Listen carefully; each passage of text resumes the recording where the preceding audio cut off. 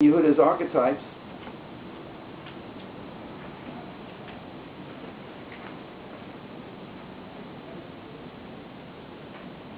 So basically that Yosef is this master impersonator, and in terms of his ability to be the vizier in Egypt and have the incredible royal bearing, so he is now in training to become the Mashiach ben Yosef, who is the king of the Jewish people vis-a-vis the world. He's beautiful, he's handsome, he's royal, his bearing, his dignity, his Atzilut itself embodied. When you look at Yosef, you feel you're in the presence of kingship. Yehuda is the king of the Jewish people within the Jewish people. What does the king of the Jewish people look like within the Jewish people? He doesn't wear royal clothes, he doesn't stand tall and beautiful and make like he's the most beautiful person in the world. He's constantly in a state of uncertainty about who he is and what he's doing.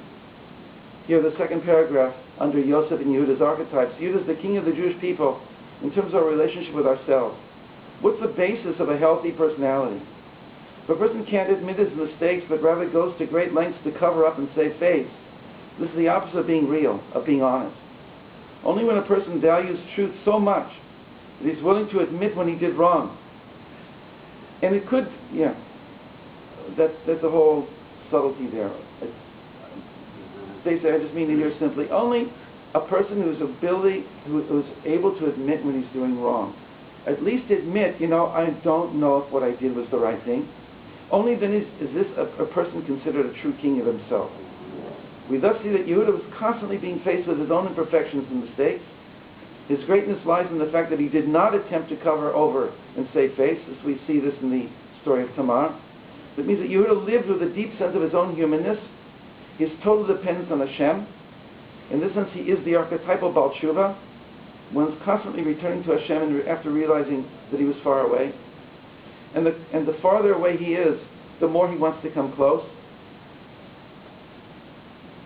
I don't say that Yehuda can't feel close. There are moments when a Yehuda personality can feel close. And it's all going too far if he can't. It's almost like giving up the judgment and allowing the being to come in. Yehuda has to have Yehuda's Yud Kevavke. He has a Dalet, which means distance in my opinion.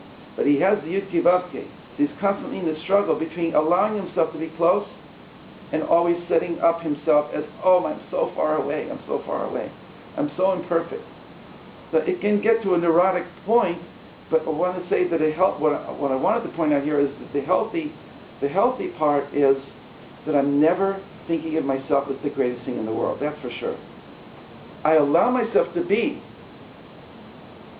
I allow myself to Hashem speak through me and to Hashem be with me, but I don't take it consciously or I don't self-reflect at that moment and say, you're really doing good, Yehuda. Yehuda, I'm just so far away, so far away. So let's see Shlomo's words. The way I understand this idea, there are two kings of Israel, is that it also applies to every individual. Essentially, the rule is we can only be Yosefs when we are Yehudas. Let's see how Rav Shlomo characterized the difference. There are two kings in the world. Yosef is the king of all the tzaddikim, the king of all the people who never did wrong in their life. Yehuda is the king of all the people who went wrong. Everything they ever did in their life was wrong. And yet they have the strength to fix it. Yosef gives you the strength not to do wrong, and Yehuda gives you the strength to fix it. You need both. What happens when both brothers decide to sell Yosef as a slave? And I don't know anybody else who says this conversation that Shlomo made up. Maybe it's because he had a twin brother. Maybe it's because this is personalized Torah. We're allowed to do this.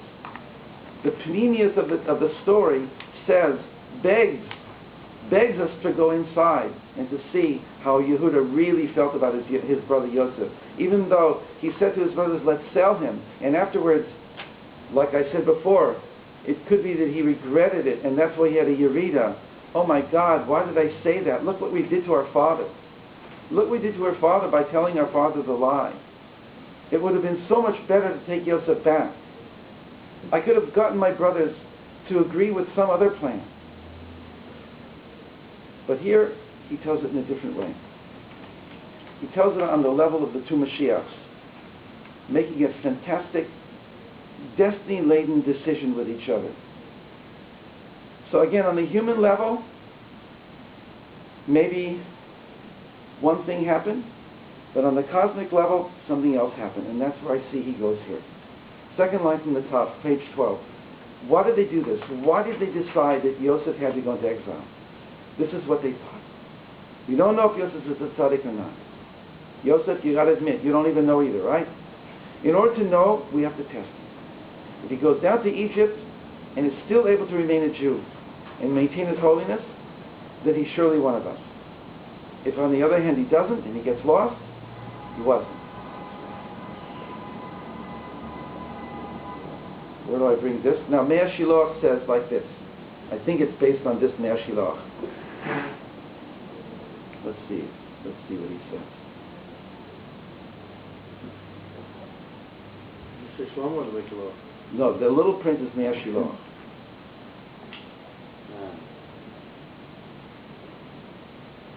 So you see what Shlomo's saying is a commentary on this, in my opinion, right?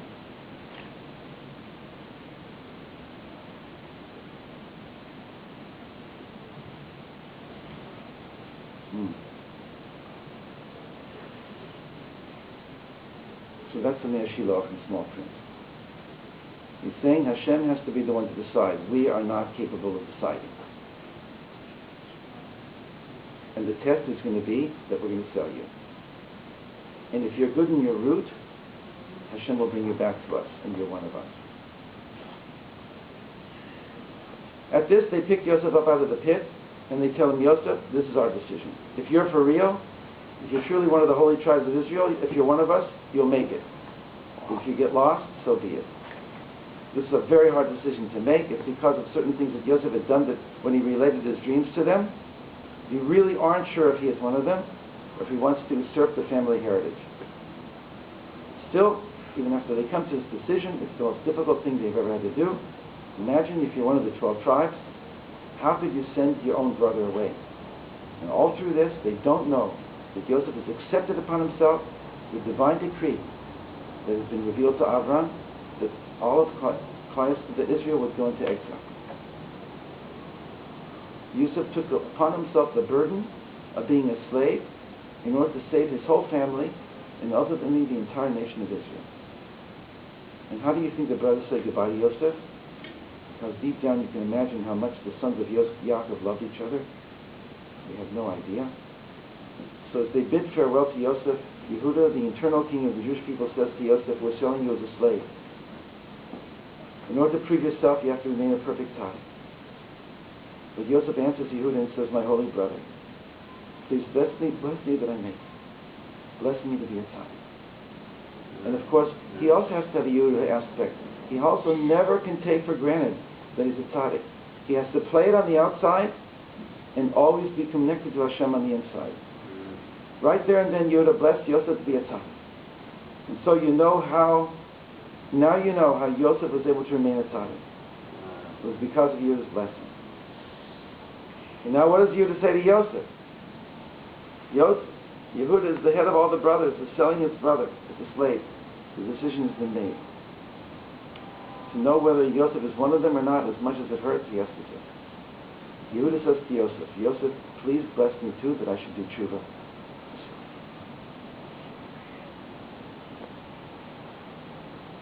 So, Yehuda blesses Yosef to be a tzaddik, and Yosef blesses Yehuda to do tshuva. These two pillars of the world, Yehuda the Baal Tshuva, and Yosef the tzaddik, they bless each other. And Yosef is a tzaddik only because of Yehuda's blessing, and Yehuda is a tzaddik only because of Yosef's blessing. So,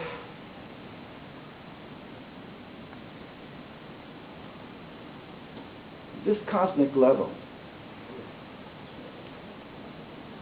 that there's a deeper plan to history.